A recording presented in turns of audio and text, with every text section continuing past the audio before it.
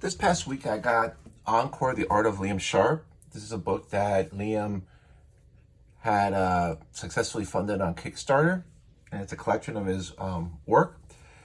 And I showed a few pictures on my social media, but I kind of wanted to do a deeper dive once I got through this book, just to kind of talk about this book for a minute.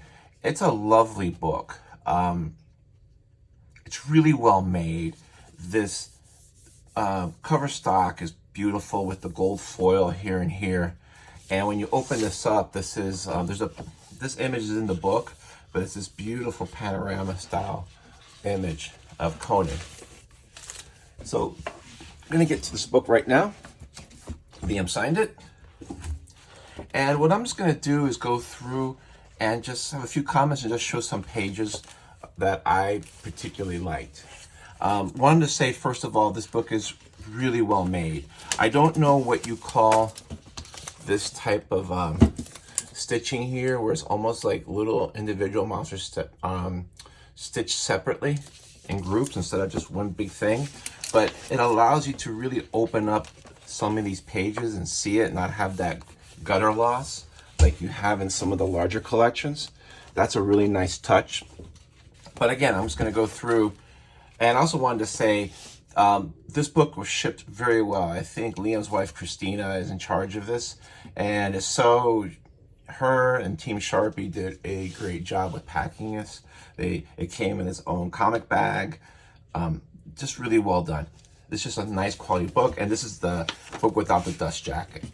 This alone and the dust jacket would have been gorgeous, but this just I cannot express enough. This is just a really well-made book. I've seen a few comments on the Kickstarter comments. People saying, well, I would have liked to have this paper instead, or I'm not sure about this. And I'm sorry, I don't know what people are complaining about, because this book was $40 plus $5 in shipping. You're getting your money's worth here. That's all I can tell you. If you're a fan of his art and you want to see his art reproduced very well, this is the book. So without further ado, let's start looking at some pages. This is most recent work. He grouped this by publisher. So he has DC Comics, then Marvel, Image, 2000 AD, that way. So there's some older and newer images, but this is his most recent work. So this is a cover that I believe he did for Catwoman. This is something he did for Green Lantern. And one thing that I like about Liam Sharp, and you'll see it, I'm going to probably skip behind, is that when I saw his Wonder Woman work, that's how I got to first know about him, which is kind of a shame because he's been in this game for a long time. Like, this was when I noticed him in 2017, I believe. And I was like, this looks really cool. Now, he's been at this game for over 30 years. And once he got popular, he could have just said, I'm going to keep doing the same style whatsoever. But when he got on Green Lantern, he just was given, I guess, the green light or encouraged to just really push what he's doing. So he did this beautiful airbrush cover for Green Lantern. This reminds me of those 1970s sci-fi magazine anthologies where people were doing really great airbrush work. You don't really see this very much anymore, so fortunately. I love this page here because he's one of the few guys that's ever made Adam Strange look cool. Just a great poster. And then again, another Green Lantern issue, he changed his style to fit the story. It reminds me a bit of when Bilson Cabbage was doing Moon Knight, and then when he first started doing it, he drew like Neil Adams. No offense, because I was a fan of his work then. And then during the book, he started just experimenting. And by the time he came out of that book, he was a much different artist at the end than he was at the beginning. I love this. This was a cover, I believe. This has a great Barry Windsor Smith vibe to it. And for me, that's one of the highest compliments I can give anybody drawing comics, because I love Barry Windsor Smith. It's just, I really fell in love with this, and I started actually collecting this book while he was on the art through the first long arc after Rebirth, and I really enjoyed it. Some beautiful black and white work here as well. So let's see what we have next. Oh, I just love all this detail. This was a cover for the Green Lantern book. I know that this was a cover that was used for one of the trades, and I forget which issue. This is this beautiful cover. Just look at all this detail. It's amazing. It blows my mind.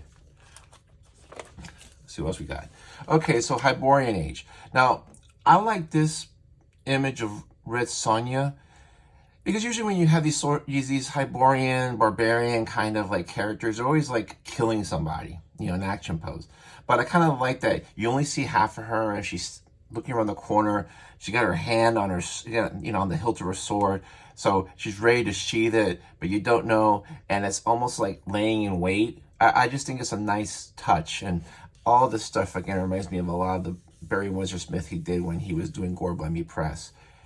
It's just, to me, it's beautiful.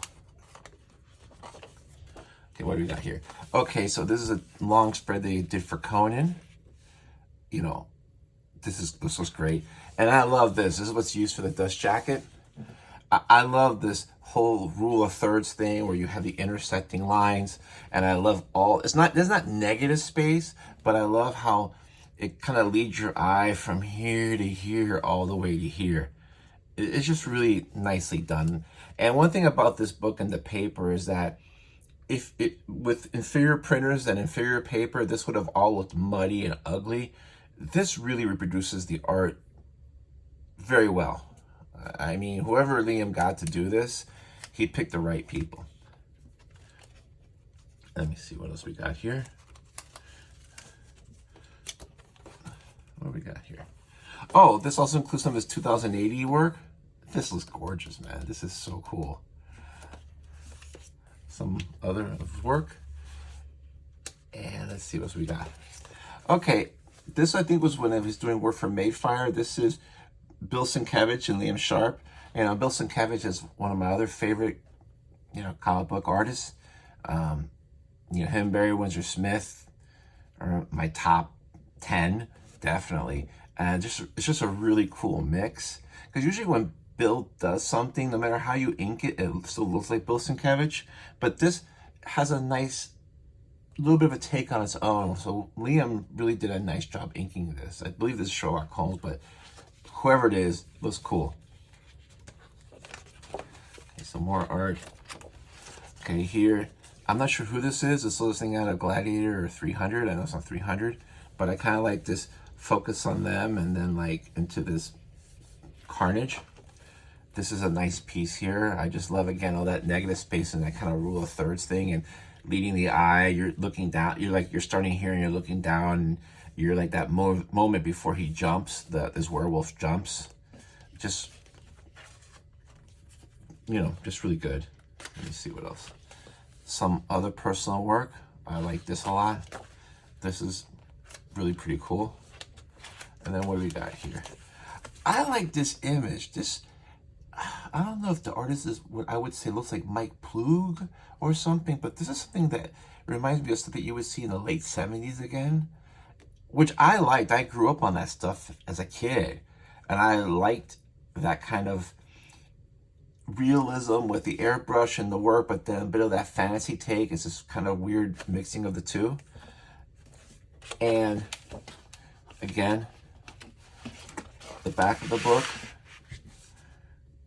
quote from Grant Morrison, his collaborator on Green Lantern. And again, this is just a really nicely made book. I believe he still has copies available on his site that you can order.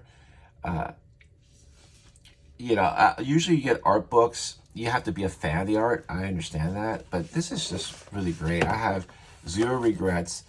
Even this darker work that is printed here, I'm saying that if you would have had this printed on the wrong paper with the wrong printer, this would not look like this. That's the danger of doing this kind of work, because you got to make sure, like, this looks better here than it does look in a regular comic book.